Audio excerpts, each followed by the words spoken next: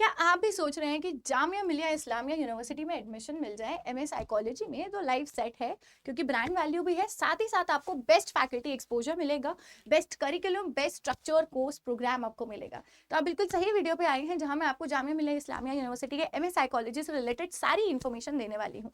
चाहे वो course structure हो, चाहे वो आपका एंट्रेंस टेस्ट से रिलेटेड डाउट्स हो, या फिर हमारी लास्ट डेट कब है, एडमिट कार्ड से रिलेटेड इंपॉर्टेंट इंस्ट्रक्शंस। तो आपको वीडियो एंड तक देखनी है। एंड अगर आप साइकोलॉजी स्टूडेंट है तो आपको चैनल को सब्सक्राइब करना है। I welcome you all at CUD PG Adda. मैं हूं मुस्कान गुप्ता, आपकी साइकोलॉजी एजुकेटर। तो चलिए भाई शुरू करते हैं। सो जामिया मिलिया इस्लामिया जो है आपकी एक सेंट्रल यूनिवर्सिटी है, which is a very good option अगर आप अपनी मास्टर्स करना चाहते हैं यहाँ से परस्यू, राइट। तो इसके बारे में सबसे पहले मैं बात करूंगी कोर्स ड्यूरेशन से रिलेटेड। एमए साइकोलॉजी जो है एक ऐसा प्रोग्राम है जो बाय द ईयर्स क्या हो रहा है, इसकी जो डिमांड है बढ़ती जा रही है।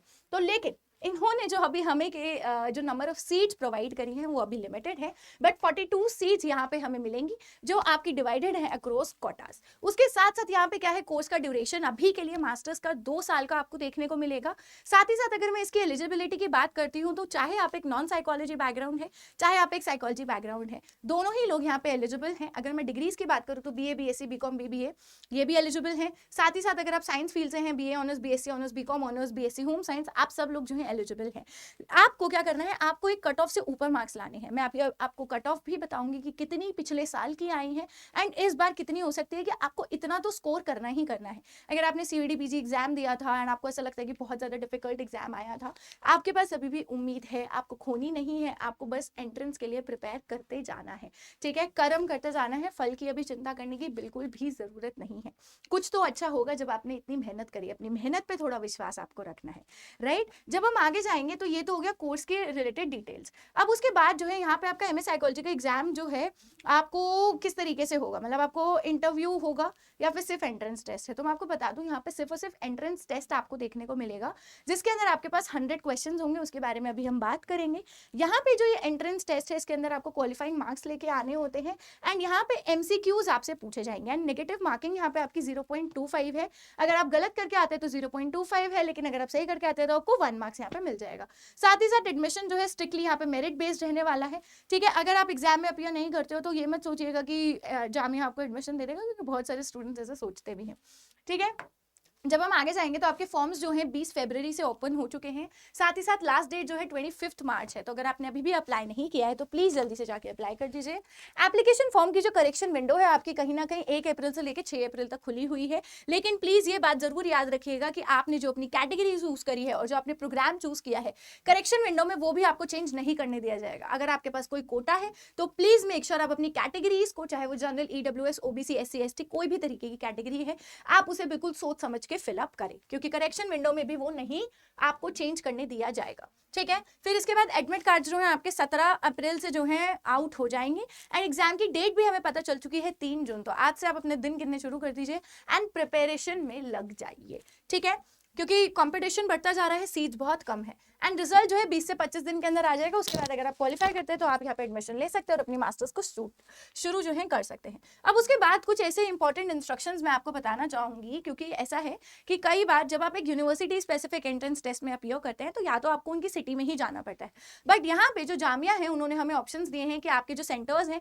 इन्हीं कुछ स्टेट्स में पढ़ने वाले हैं: दिल्ली, लखनऊ, गुवाहाटी, पटना, कोलकाता, श्रीनगर, कैलकट, भोपाल, जयपुर, देहरादून एंड किशनगंज। तो ये इन्होंने हमें बताया है। तो आप जैसे मान लीजिए अगर आप गुवाहाटी से हैं तो आप क्या कर सकते हैं, आप गुवाहाटी जब अपना चूज करेंगे तो ये आपकी फर्स्ट प्रेफर्ड सिटी हो जाएगी। उसके बाद इन्होंने हमें ये भी बताया है कि आप जब अपनी प्रेफर्ड सिटी चूज कर लेंगे तो सेकंड प्रेफर्ड सिटी जो होगी बाय डिफॉल्ट दिल्ली ही आ जाएगी, ठीक है, बाय डिफॉल्ट वो दिल्ली आ जाएगी। फॉर एग्जांपल अगर आप श्रीनगर से हैं, ठीक है, तो आप श्रीनगर फर्स्ट चूज कर लेंगे तो सेकंड आपकी बाय डिफॉल्ट दिल्ली हो जाएगी। साथ ही साथ इन्होंने हमें ये भी बताया है कि जरूरी नहीं है कि आपका फर्स्ट प्रेफर्ड सिटी पे ही आपका सेंटर पड़े, हो सकता है कि आपको दिल्ली ट्रैवल करके आना पड़े, बिकॉज दिल्ली में ही उनका मेन क्या है, कैंपस है, तो ये भी पॉसिबल है। साथ ही साथ उन्होंने हमें ये भी बताया कि अगर एक टेस्ट सेंटर के लिए हमारे पास 25 से कम रिपोर्टिंग आएगी तो हम जो एंट्रेंस टेस्ट है दिल्ली में ही कंडक्ट करेंगे। तो प्लीज बी प्रिपेयर्ड अकॉर्डिंगली। जो भी आपके एडमिट कार्ड्स होंगे उसके ऊपर फाइनल सिटी आपकी आएगी, तो उसी अकॉर्डिंग आप अपनी टिकट्स को जो है बुक कर सकते हैं, राइट। एंड लास्टली ये याद रखिएगा कि जामिया, जैसे मैंने अभी आपको बताया, कोई भी तरीके की डिटेल्स जो है कैंडिडेट की बिल्कुल भी चेंज नहीं करेगा। साथ ही साथ एग्जाम वाले दिन आपको क्या कैरी करना है, एक तो आपको अपनी सेल्फ अटेस्टेड फोटोग्राफ्स कैरी करनी है, साथ ही साथ आपको अपना गवर्नमेंट आईडी प्रूफ लेके जाना है, जैसे कि आधार कार्ड हो सकता है। साथ ही साथ आपको अपने एडमिट कार्ड के 2 फोटो कॉपीज निकलवाने हैं, एक जो आप अपने पास रखेंगे, एक जो आप वहाँ पे इन्विजिलेटर को सबमिट करेंगे। तो please make a note of it, ये आपके लिए बहुत ज्यादा जरूरी है। उसके बाद अब हम बात करेंगे सिलेबस की, एंट्रेंस टेस्ट सिलेबस की। जब हम इसकी बात करते हैं तो यहाँ पे आपको 100 क्वेश्चन देखने को मिलेंगे, 100 ऑब्जेक्टिव एमसीक्यू क्वेश्चन यहाँ पे देखने को मिलेंगे, जिसके अंदर 80% आपका सब्जेक्ट स्पेसिफिक आएगा एंड 20% जो है जनरल अवेयरनेस रिलेटेड आएगा, जिसके अंदर आपसे जीके जो है वो पूछी जाएगी, तो वो भी आपको प्रिपरेशन करना है। अब अगर आप ये सोच रहे होंगे कि मैम जामिया के लिए किस तरीके से प्रिपेयर होगा, चाहे वो जनरल अवेयरनेस से रिलेटेड हो, चाहे वो आपकी साइकोलॉजी से रिलेटेड हो या कोई भी सब्जेक्ट हो, तो आप उसकी बिल्कुल भी टेंशन नहीं लेंगे, क्योंकि आपके लिए मंडे से यानी कि 23 मार्च से क्या किया जा रहा है, जामिया के एंट्रेंस टेस्ट के लिए सीरीज शुरू हो रही है। तो आपको यहाँ पे चैनल को सब्सक्राइब करना है and make a note of it कि यहाँ पे आपकी क्लासेस होंगी। एंड आपको पता है हमारी साइकोलॉजी की क्लासेस की टाइमिंग्स है 6 बजे, तो उसी टाइम में आपको डेली मिला करूंगी, जहाँ पे अब हम आगे के जो यूनिवर्सिटीज हैं, चाहे वो जामिया हो चाहे वो क्राइस्ट, उनके लिए हम लोग प्रिपेयर करने वाले हैं। अब इसके बाद जो है यहाँ पे जो ड्यूरेशन है 1.5 घंटे की रहती है। मार्किंग की अगर मैं बात करूँ, जैसे मैंने आपको बताया 0.25 मार्क्स जो है आपके डिडक्ट हो जाएंगे। तो इसका मतलब ये है कि पूरे 100 के 100 क्वेश्चंस आपको अटेम्प्ट नहीं करके आने हैं, ठीक है, उतने ही अटेम्प्ट करके आने हैं जितने के लिए आप 100% श्योर है, राइट। ठीक, अब एक बात कर लेते हैं सिलेबस की। तो सिलेबस की जब हम बात करते हैं, जो जनरल साइकोलॉजी है, जिसके अंदर आपके sensation, perception, motivation, learning, cognition, emotion, memory, ये सारी चीजें कवर हो जाएंगी, फॉरगेटिंग, लर्निंग, सब हम लोग पढ़ेंगे और हमने ऑलरेडी पढ़ा हुआ भी है, तो रिविजन हम करते हुए चलेंगे। फिर उसके बाद सोशल साइकोलॉजी इज समथिंग जो आपकी यहाँ पे एड ऑन हो जाती है, जिसके अंदर हमारे सोशल कॉन्सेप्ट जैसे कि एटीट्यूड हो गया, group norm, social influence, discrimination, prejudice, interpersonal attraction, ये सब चीजें जो है इंक्लूड करी जाएंगी, ये भी मैं आपको कवर कराने वाली हूँ।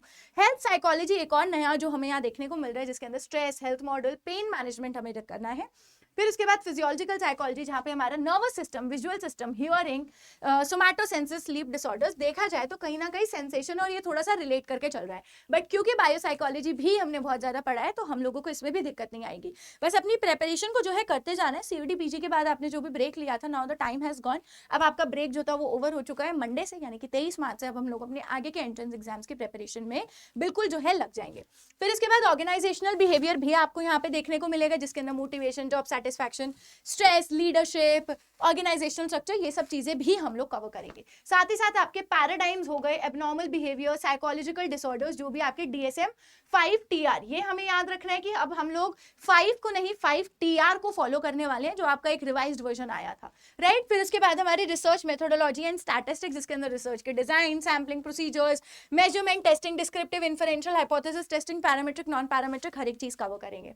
लास्टली हम लोग चाइल्ड डेवलपमेंट यानी लाइफ स्पैन डेवलपमेंट भी पढ़ने वाले हैं, ठीक है। डेवलपमेंट थियोरीज हो, बायोलॉजिकल फाउंडेशंस हो, कोई भी ऐसे फैक्टर्स जो भी आपके इन्फेंसी एंड चाइल्डहुड को इफेक्ट करते हैं। तो ये पूरा मोटा आपका सिलेबस है, जिसके अंदर हमारी पूरी बैचलर्स लेवल की साइकोलॉजी कवर हो जाती है। चाहे आप साइकोलॉजी बैकग्राउंड हो, नॉन साइकोलॉजी बैकग्राउंड हो, आपको सिर्फ और सिर्फ क्या करना है, यहाँ पे जो मैं क्लासेस आपके लिए कराने वाली हूँ उन्हीं को आप फॉलो करते हुए चलेंगे। कोई दिक्कत वाली बात नहीं है। Trust your self, trust the process and trust me. हम लोग एक एग्जाम जो है साथ में क्रैक करेंगे। अब ये हमेशा याद रखिएगा, अगर एग्जाम का लेवल डिफिकल्टी बढ़ती है तो उसी के साथ साथ एक चीज जो कम होती है वो होती है कट ऑफ। तो ये चीज हमेशा याद रखिएगा, नेगेटिव कोरिलेशन एग्जिस्ट करता है। And I will see you from 23rd March at 6 PM. All the best, keep studying.